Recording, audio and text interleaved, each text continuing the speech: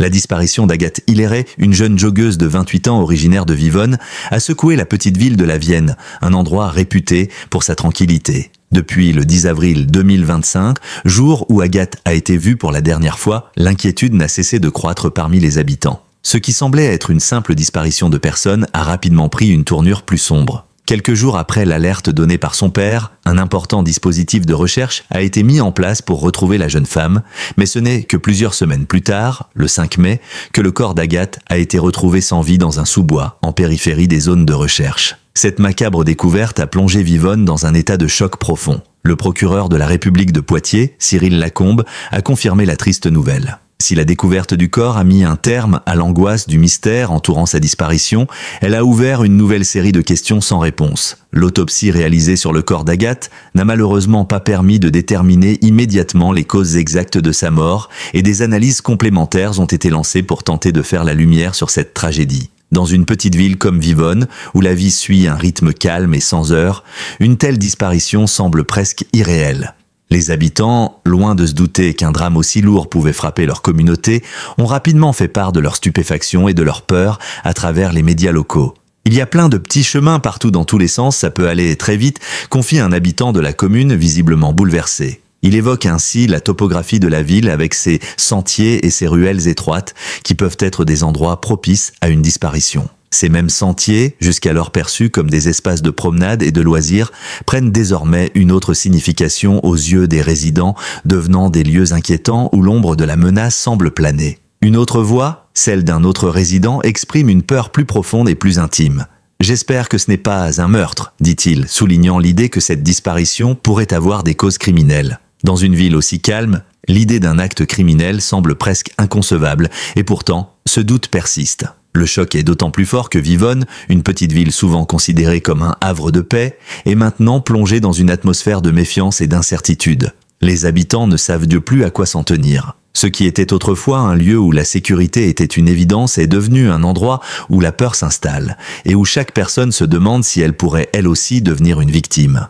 L'inquiétude grandit de jour en jour et de nombreux habitants de Vivonne, par le biais des médias locaux, ont exprimé leur désarroi. Certains d'entre eux ont confié qu'ils ne se sentaient plus en sécurité dans leur propre rue. Avant la disparition d'Agathe, certains habitants se promenaient souvent la nuit ou laissaient leurs enfants aller à l'école ou à l'arrêt de bus en toute confiance. Mais désormais, tout a changé. Avant, j'aimais me balader le soir, maintenant je n'ai plus envie d'aller courir tout seul, a déclaré un habitant dans une interview, déplorant le fait que la ville de Vivonne ne soit plus aussi sûre qu'auparavant. Ce changement de mentalité, qui semble toucher une grande partie de la population, se manifeste également dans le comportement des parents, inquiets pour la sécurité de leurs enfants. Plusieurs mères de famille ont avoué ne plus oser laisser leurs enfants sortir seuls, même pour des trajets aussi courts que celui de l'arrêt de bus. Cette inquiétude, qui s'est installée dans le cœur des habitants, a également des répercussions sur le quotidien des familles. Le sentiment général est que la sécurité dans les petites communes, autrefois perçue comme une évidence, n'est plus aussi garantie. Le choc de la disparition d'Agathe a bousculé les repères des habitants qui se retrouvent à vivre dans un climat d'incertitude, de peur et de méfiance. Alors que Vivonne était un endroit où les habitants se saluaient, souvent dans les rues, il devient désormais un lieu où chaque regard, chaque bruit, chaque mouvement suscite la méfiance.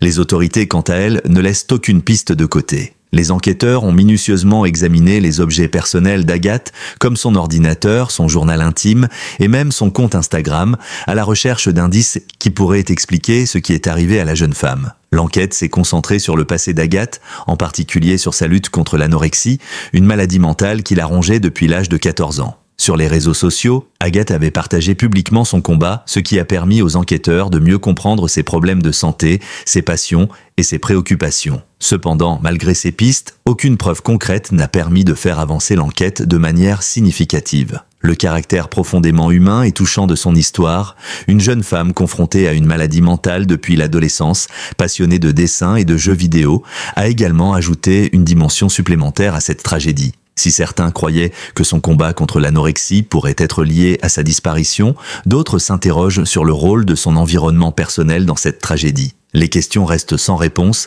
et la communauté de Vivonne vit désormais dans l'attente de vérités qui, bien que nécessaires, semblent si lointaines et inaccessibles. Le choc de la disparition d'Agathe Hilleret a transformé la vie à Vivonne. Ce qui était auparavant une petite ville tranquille, où les habitants vivaient en parfaite harmonie, est désormais plongé dans un état de méfiance et de confusion. Depuis la découverte de son corps, les habitants n'ont cessé de se poser des questions, oscillant entre incrédulité et peur. Un vent de suspicion a soufflé sur la ville, transformant une communauté qui vivait dans une relative sécurité en une société où l'incertitude et la crainte sont désormais omniprésentes. La découverte d'Agathe a non seulement ébranlé sa famille, mais aussi toute une communauté qui, jusque-là, pensait que de tels drames ne pouvaient se toucher un lieu comme Vivonne. La perte d'une personne jeune et pleine de vie comme Agathe a été un choc profond pour beaucoup. Plusieurs habitants, interrogés par les médias, ont exprimé leur douleur et leur consternation. C'est triste pour la famille, ça doit être très dur pour eux, confie une habitante qui, comme de nombreuses autres, est attristée par la perte d'une jeune femme qu'elle connaissait. La disparition d'Agathe n'est pas simplement la perte d'un individu, c'est celle d'une partie de l'innocence de la ville elle-même. Vivonne, avec ses petites rues pavées et ses maisons aux jardins fleuris, était un endroit où la tranquillité était perçue comme un droit acquis. Mais tout cela a été balayé par l'irruption de la tragédie.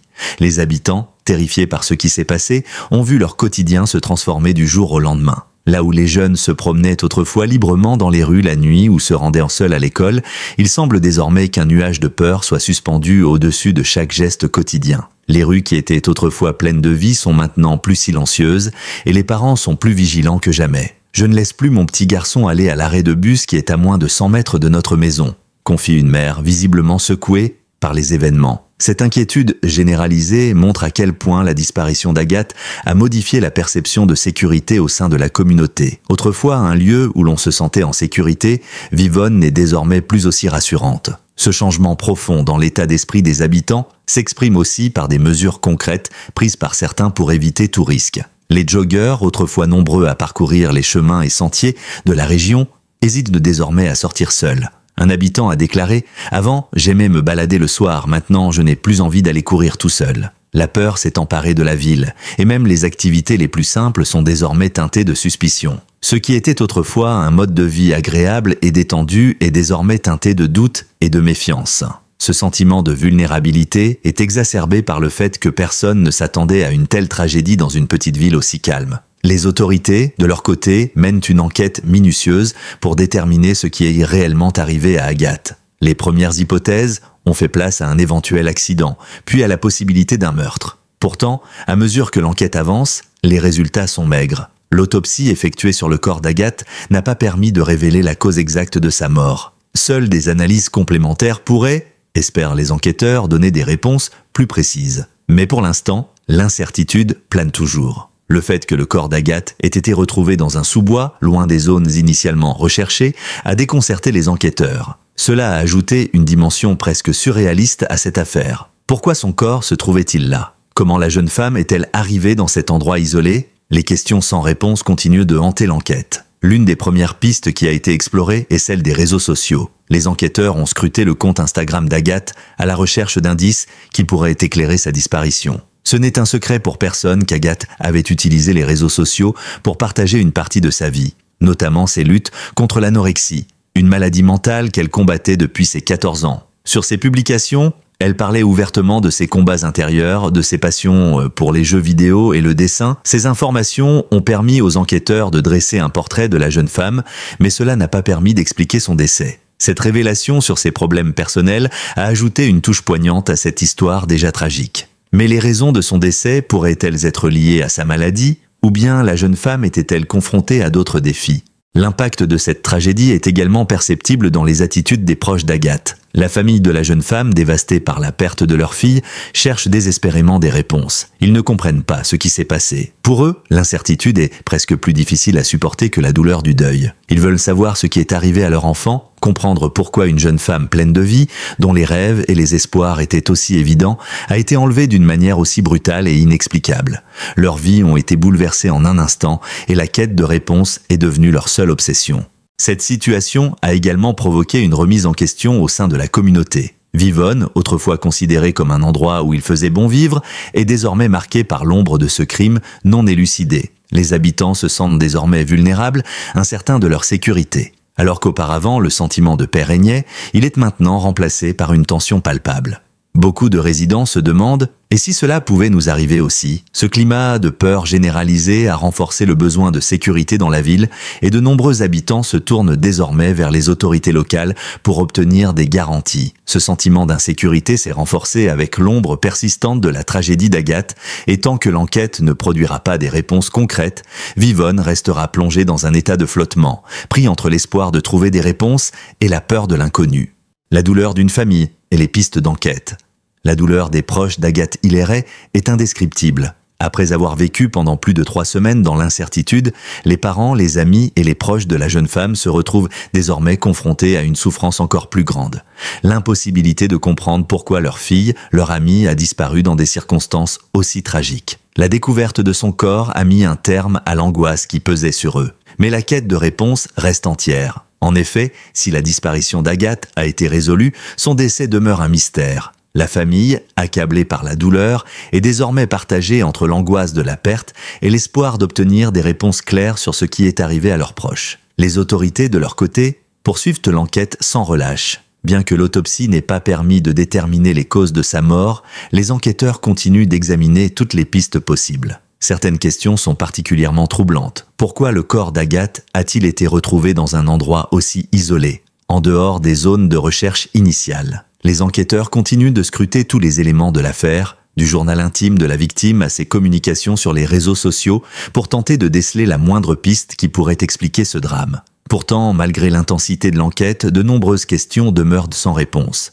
Le fait qu'Agathe ait lutté contre l'anorexie pendant des années est un aspect important à prendre en compte, mais cela suffit-il à expliquer sa mort? Ses proches et les enquêteurs se demandent si cette maladie pourrait être liée à un suicide ou si un autre facteur est intervenu. Les résultats des analyses complémentaires seront cruciaux pour déterminer les causes exactes de son décès. Mais cette attente insupportable, ce vide d'informations, rend la situation encore plus difficile à vivre pour ceux qui l'ont connue. La famille d'Agathe, dévastée par cette tragédie, vit un véritable tourbillon émotionnel. Perdre un enfant dans de telles circonstances est un fardeau bien trop lourd à porter. Les parents sont plongés dans un tourbillon de questions sans réponse. Ils cherchent désespérément à comprendre si leur fille a été victime d'un accident, d'un crime, ou si ses propres démons intérieurs ont joué un rôle tragique. Chaque jour qui passe sans réponse les plonge davantage dans l'incertitude, les laissant dans un état de souffrance permanente. Dans ce contexte, l'impact sur la communauté est palpable. Les habitants de Vivonne, qui ont suivi l'affaire de près, se retrouvent de partager entre la solidarité envers la famille d'Agathe